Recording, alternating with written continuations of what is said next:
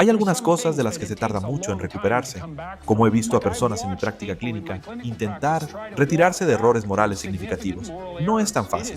Sabes, existe esa doctrina católica que dice que puedes ser salvado y redimido sin importar cuál sea tu pecado. Es como si eso fuera cierto, pero eso no significa que no tengas que enfrentar las consecuencias de lo que has hecho. Y como si quieres arrepentirte y has hecho algo realmente mal, tanto de ti tiene que cambiar que es casi como si tuvieras que morir para renacer. De todas formas, para los que están escuchando, esa es otra razón por la que deberías intentar avanzar con cuidado en tu vida, porque se te pedirá cuentas por tu mala conducta y ocurrirá durante un periodo de crisis. Y si eres un desastre y un desastre engañoso, te vas a encontrar en un profundo problema. Apenas puedes imaginarlo. ¿Necesitas motivación? Mira el top 10 en Nación Creer. Hola, soy Evan Carmichael y veo estos videos todos los días porque los necesito para motivarme. Estar rodeado de empresarios exitosos cada mañana me ayuda a creer que puedo lograr grandes cosas. Es como tu café matutino, pero para tus metas, comenzando tu día con una explosión de positividad. Así que aquí tienes un reto. Intenta ver un video cada mañana durante los próximos 30 días y descubramos juntos si también te ayudan a hacer grandes cosas. Si te animas, deja un hashtag creer en los comentarios abajo para que pueda celebrar contigo. Así que hoy aprendamos de uno de los mejores, Jordan Peterson, y nuestra interpretación de sus 10 reglas de éxito. Creer. La regla número 2 es encuentra tus intereses. Si hay un joven en sus 20 escuchando esto, ¿cómo escapan de la atracción de las notas del subsuelo de Dostoyevsky? Con los ojos abiertos al mundo, ¿cómo eligen la aventura? Entonces hay otras caracterizaciones de lo divino, por ejemplo, en la historia del Antiguo Testamento. Así que un patrón de caracterización que creo que es realmente relevante para esa cuestión es la concepción de Dios como llamado y conciencia. Bien, ¿qué significa eso? Es una descripción de la manera en la que tu destino se te anuncia. Y estoy usando esa terminología y es distinguible, digamos, de la noción de Nietzsche, de que creas tus propios valores. Parte de la manera en que puedes decir que eso está mal es que no puedes manipular voluntariamente tus propios intereses, ¿verdad? Por ejemplo, encuentras algunas cosas interesantes.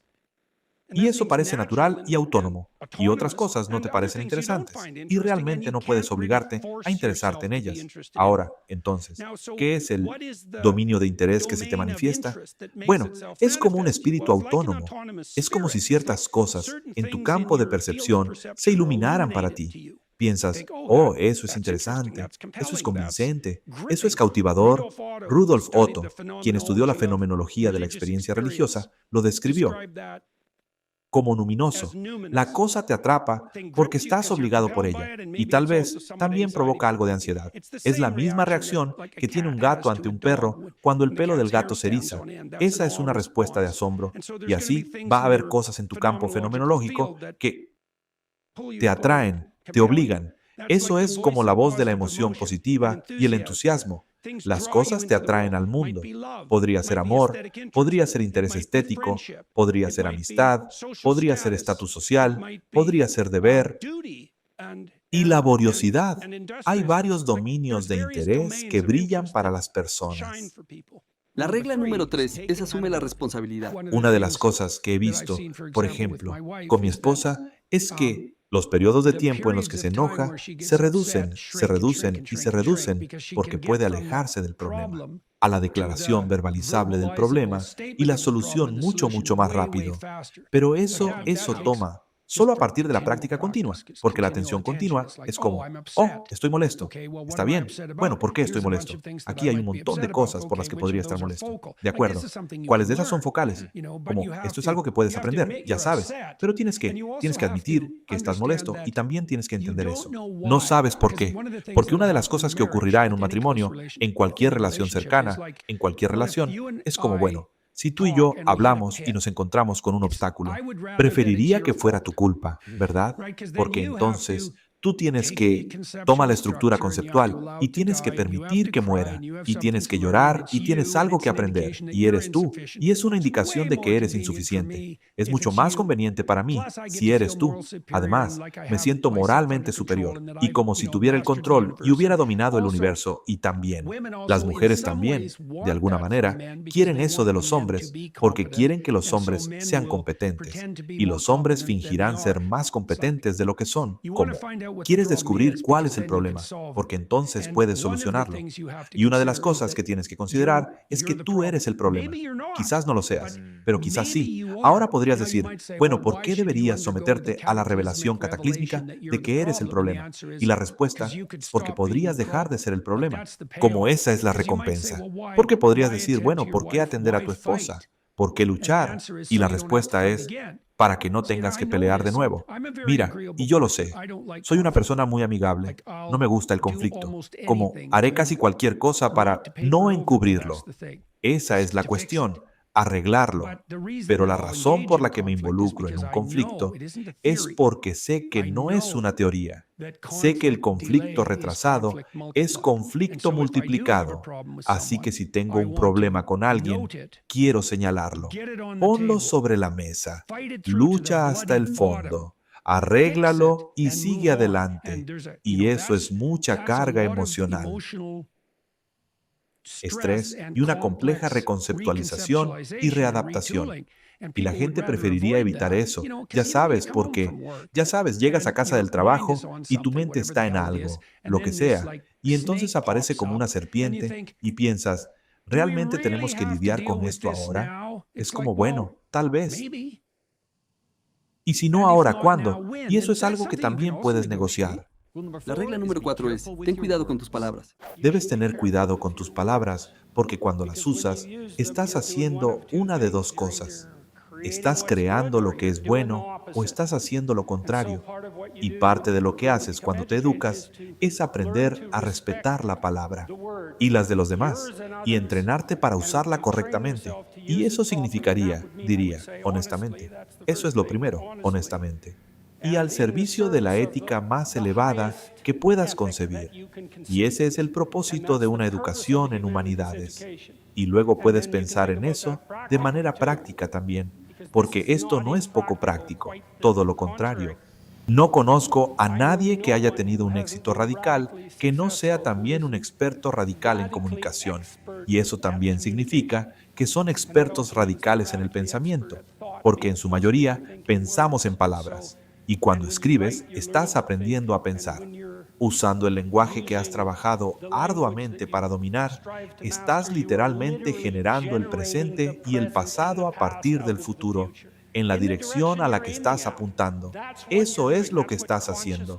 Eso es lo que hace la conciencia. Y por eso debes tener respeto por eso.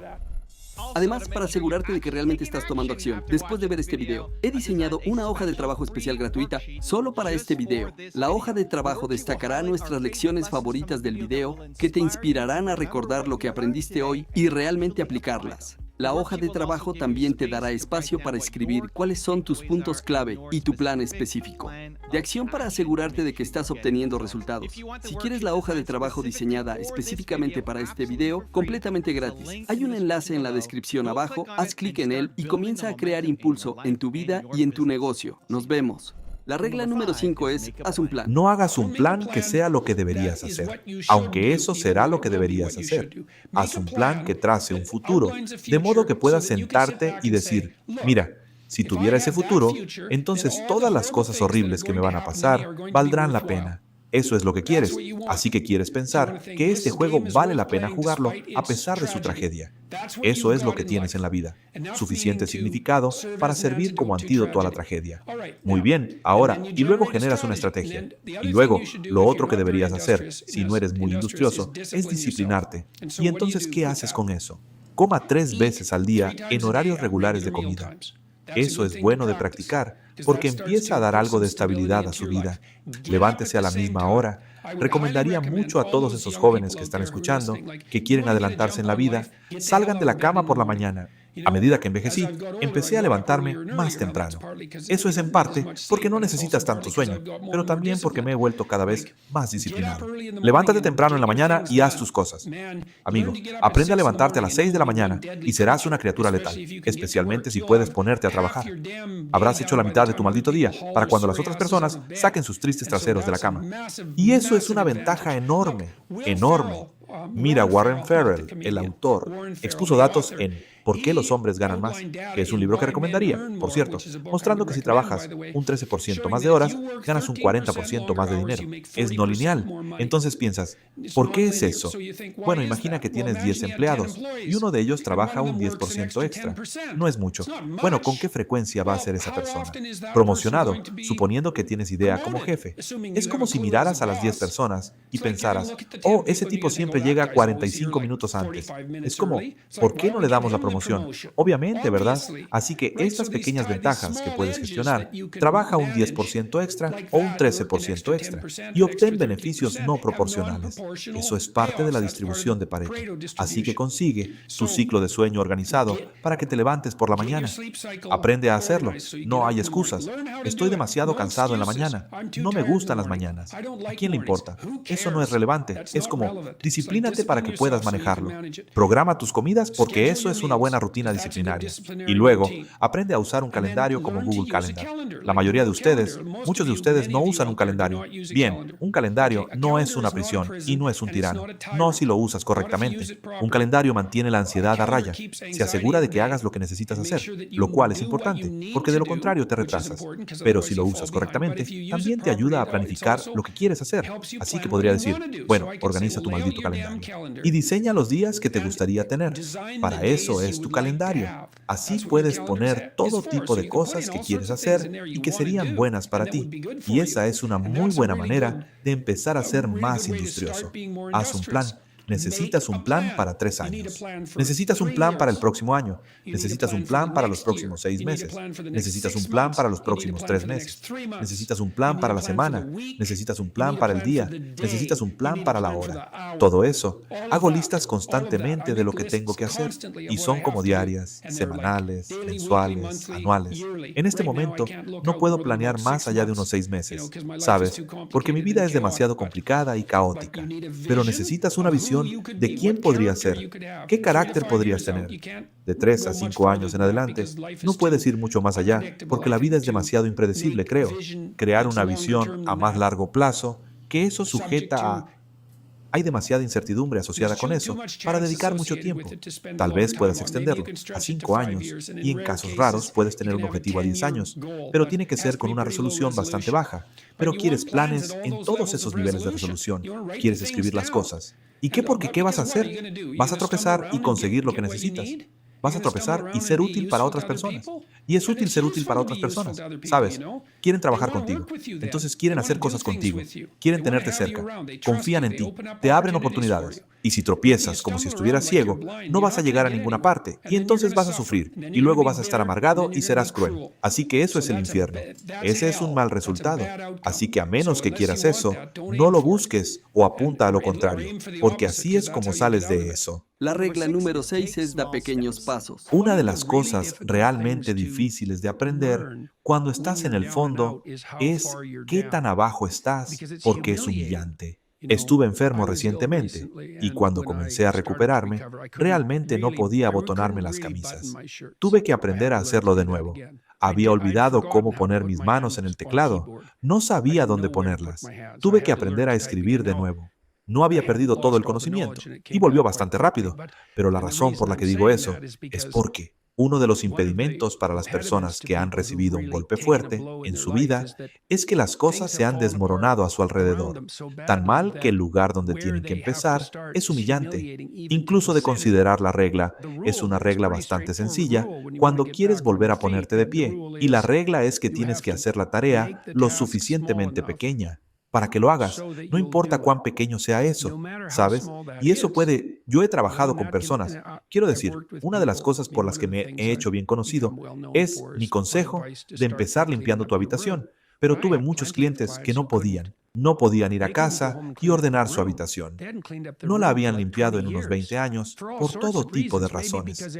Tal vez porque cada vez que intentaban hacer algo positivo en su familia, sin importar lo que fuera, eran inmediatamente castigados y socavados. Y así que si siquiera regresaban a casa y se atrevían a empezar a limpiar la habitación, se enfrentarían a la resistencia dentro de la familia, que era solo una manifestación de las 50,000 veces que habían sido desalentados en el pasado, pero también un movimiento que alteraría a la locura que caracterizaba el patrón de interacciones familiares.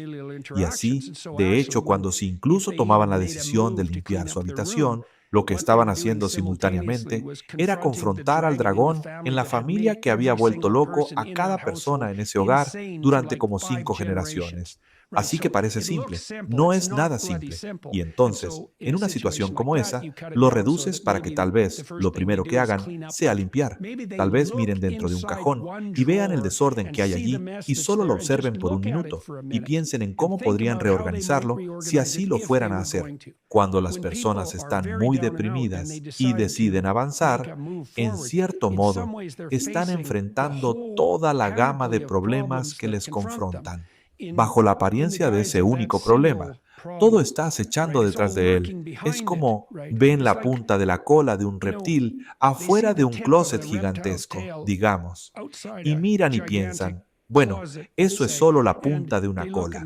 ¿Qué daño puede hacerme? Pero está conectado con toda esa maldita bestia. Y la ventaja de eso es que si das ese primer paso adelante, en realidad estás avanzando frente a toda esa oposición. La desventaja es que la primera tarea parece tan pequeña que literalmente tienes que estar de rodillas para ser lo suficientemente humilde como para bajarte a dar ese primer paso. Regla número 7 es pon tu casa en orden. Uno de los capítulos de mis libros se centra en poner tu casa en orden. Es como, bueno, ¿cómo empiezas? Haz tu cama. Sabes, en realidad me tomó bastante tiempo en mi vida antes de hacer mi cama regularmente por la mañana. La mayor parte de mi vida estaba bastante en orden, pero eso era algo que no tenía en orden. Mi ropa en mi armario también. Todo eso está en orden.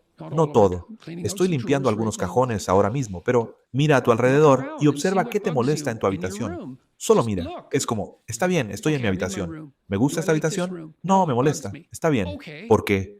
Bueno, la pintura se está descascarando allí, y hay polvo allá, y la alfombra está sucia, y esa esquina es un poco fea, y la luz allí no es muy buena, y mi armario cerrado es un desorden, así que ni siquiera me gusta abrirlo. Está bien, son muchos problemas. Eso apesta. Eso es una gran oportunidad. Elige algo y arréglalo. Algo que te molesta. Sí, pero no demasiado. Así que la regla es elegir algo que sabes que haría. Elegir un problema.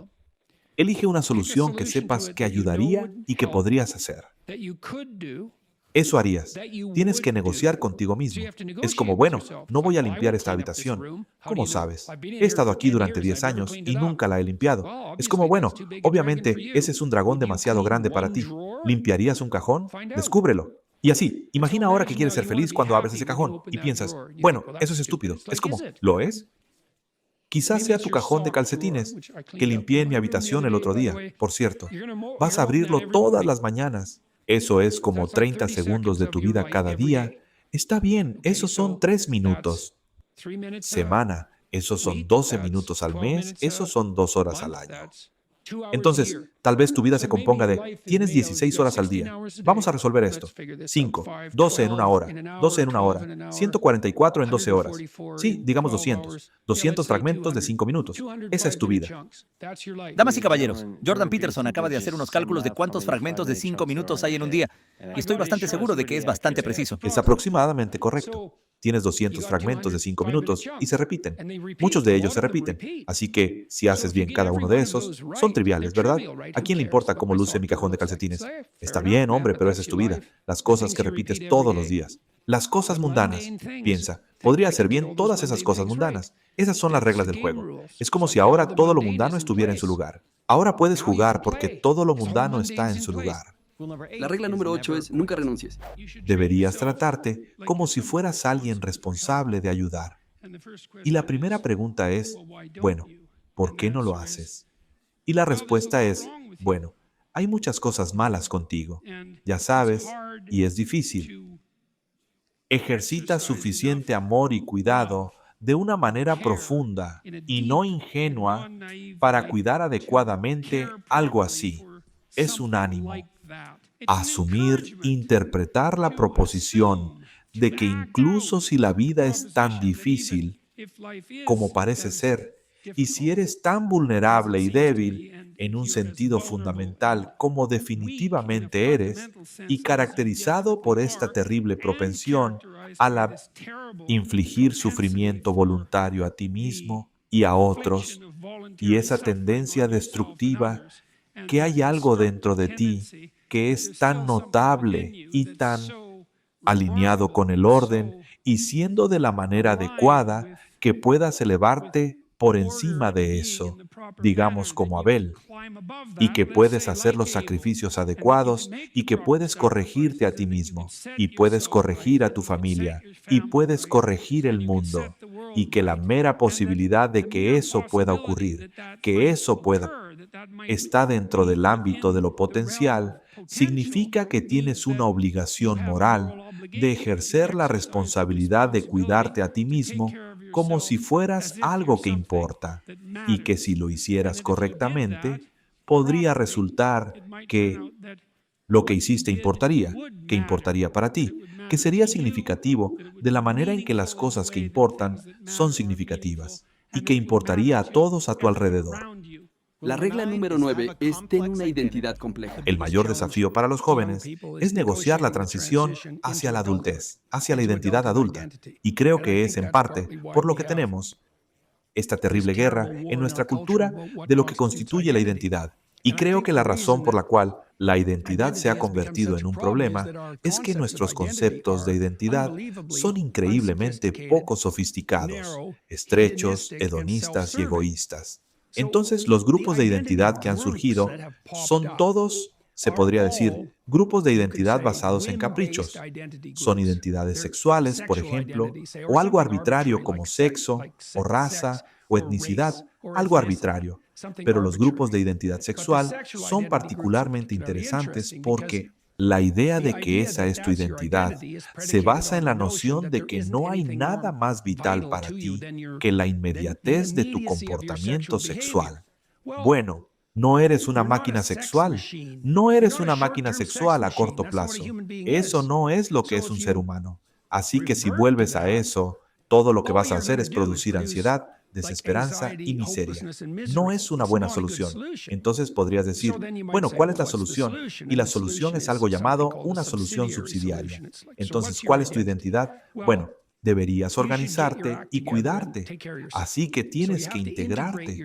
Tienes que integrarte a través de la ansiedad y el odio y el dolor y los celos y el miedo y el hambre y la lujuria. Toda esa plétora de espíritus que libran una guerra dentro de ti. Y es mucho. Tienes que unificar eso. ¿De acuerdo? Y una de las cosas que dijo Nietzsche, el famoso filósofo alemán, fue que cada impulso intenta filosofar en su espíritu. Así que todos esos subsidiarios, espíritus subordinados que luchan dentro de ti, intentarán dominar. Soy solo mi ira o rabia. Ese es el tipo de manifestante, ¿sabes? Soy solo mi sexualidad. Soy solo mi apetito. Ese es el modelo de consumidor. Pero todo eso tiene que ser integrado. Y entonces podrías decir, bueno, ¿integrado en qué? Bueno, integrado en una estructura que sirve a todos esos espíritus, simultáneamente y de manera armoniosa a lo largo de mucho tiempo. Eso es madurez. Bien, pero eso no ocurre en aislamiento. Entonces luego hay etapas por encima de eso. Bien, entonces lo siguiente es que tal vez tienes suficiente control sobre ti mismo para que alguien tolere estar cerca de ti. Así que tienes suficiente de sobra para poder jugar con alguien más. Así que estableces una relación, matrimonio, digamos. Invitas a alguien más a unirse a ti. Produces una visión unida. Bueno, ahora están tú y tu esposo, y es la unión. Interacción de esos. Eso es ahora tu identidad. Está bien. Y así ahora tienes un rol, y tienes obligaciones, y responsabilidades, y oportunidades. Sabes, dices, bueno, estoy limitado por mi matrimonio. Sabes, hay todo tipo de cosas que no puedo hacer, lo que realmente significa que ya no puedo. En la forma más primitiva, significa que ya no puedo satisfacer inmediatamente mis caprichos a corto plazo, aunque también puede ser más complejo en el sentido de que no puedo perseguir las cosas que necesito perseguir, lo que significa que no has negociado muy bien con tu esposa. Como si tu matrimonio fuera una prisión, o eres muy inmaduro en lo que quieres, o no has negociado correctamente. Si lo has hecho bien, tienes tu individuo, unidad establecida. Y luego, hay una unidad dentro del matrimonio que es mejor. ¿Y por qué sería mejor? Bueno, podrías aprender a amar a alguien y eso sería mejor porque salir de ti mismo disminuye tu ansiedad. Como psicólogos sabemos, una de las cosas que se aprendió hace 20 años es que no hay diferencia entre pensar en ti mismo y lo que quieres y ser infeliz. La autoconciencia y las emociones negativas están tan estrechamente ligadas que son estadísticamente indistinguibles. Regla número 10. La última antes de un clip de bonificación muy especial es maneja tus miedos. Las personas tienen como tienen 4 miedos fundamentales. Uno es el miedo a su propia insuficiencia y malevolencia. Ese es un gran miedo. Realmente puede destruirte si lo enfrentas. Accidental y completamente. A veces les pasa a los soldados en combate cuando se encuentran haciendo cosas que no pueden creer que hacen. Y luego tenemos miedo de la sociedad. Esa sería la opresiva patriarcado, porque la sociedad nos juzga severamente y despiadadamente de muchas maneras. Y no nos gusta caer en el... ¿Cómo lo llamarías? No nos gusta ver nuestra reputación destrozada frente a los grupos con los que nos identificamos.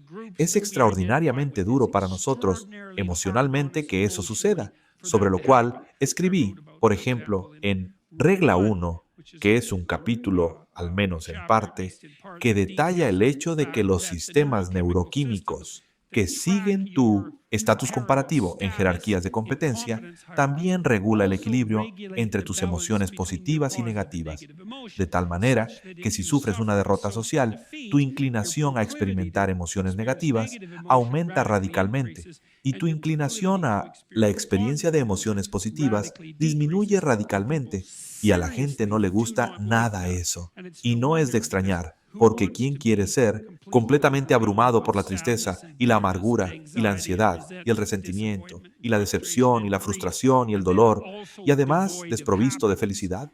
Sabes, es la misma definición del infierno. Y si una derrota de estatus aumenta esa probabilidad, entonces lucharemos muy duro para mantener nuestras posiciones de estatus, lo cual ciertamente hacemos. Ese es otro miedo. Y luego, por supuesto, tenemos el miedo a la naturaleza. Y deberíamos, porque por supuesto, la naturaleza, a pesar de ser el entorno, y esta cosa que deberíamos esforzarnos por proteger y mantener, también está intentando con todas sus fuerzas constantemente hacernos enfermar, envejecer y matarnos, y generalmente tiene mucho éxito en las 3 cosas. Y por eso hay muchas razones para tener miedo a la naturaleza. Y ya sabes, una noche solo en la selva prácticamente te convence de eso. Y luego, la gente también tiene miedo de lo desconocido. Y esas son las grandes categorías de terror que enfrentan los seres humanos. Y estar desnudo en el escenario es enfrentar al menos 2 o 3 de esos simultáneamente.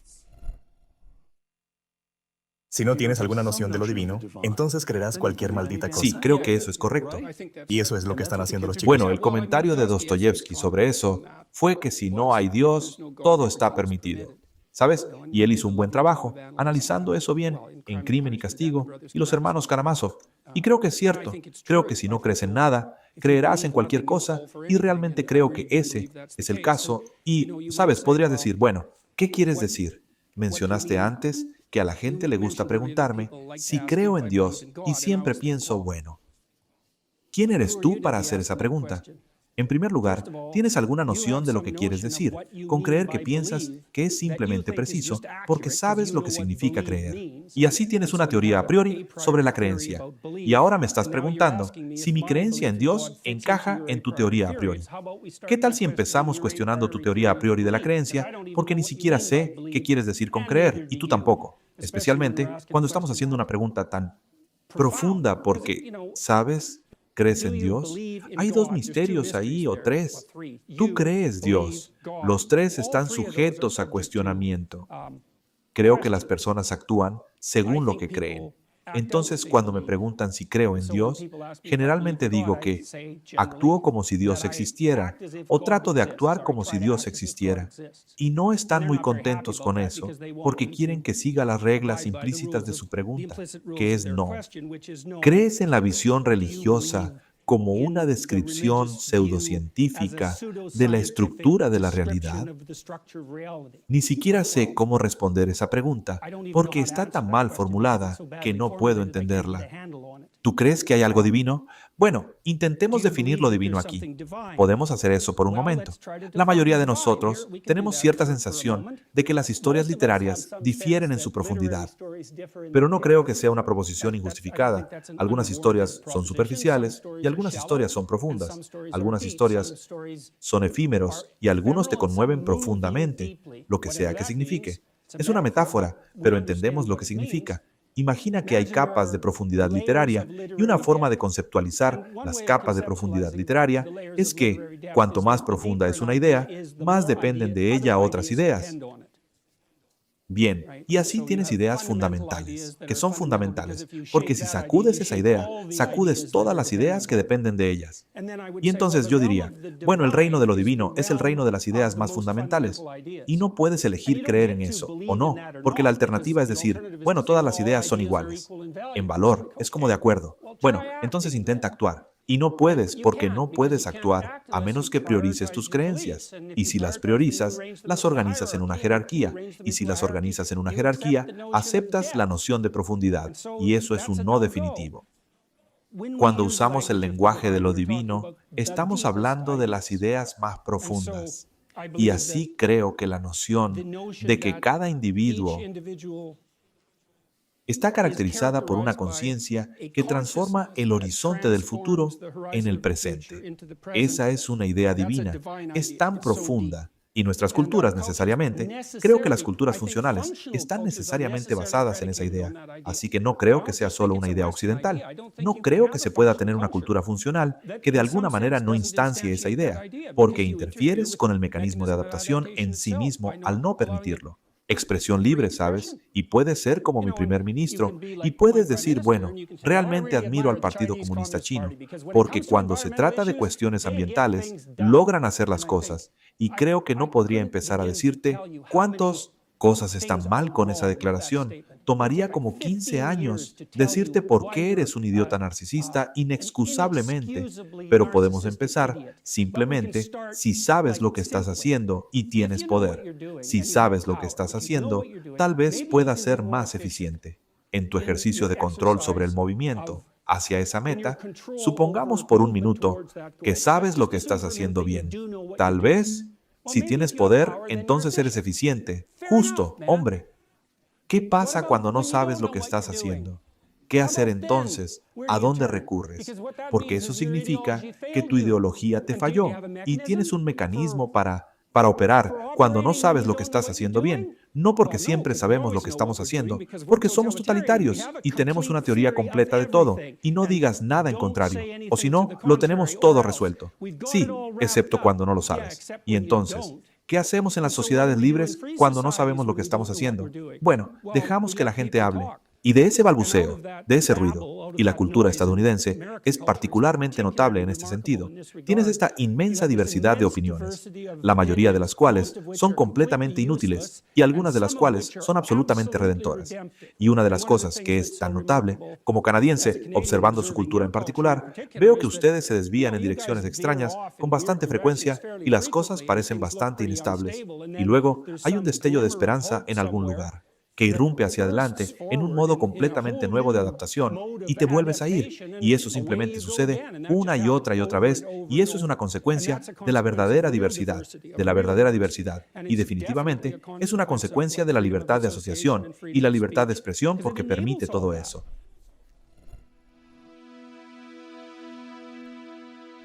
Para una motivación increíble de Brian Tracy, revisa el video justo a mi lado. Creo que te encantará. Sigue creyendo y nos vemos pronto.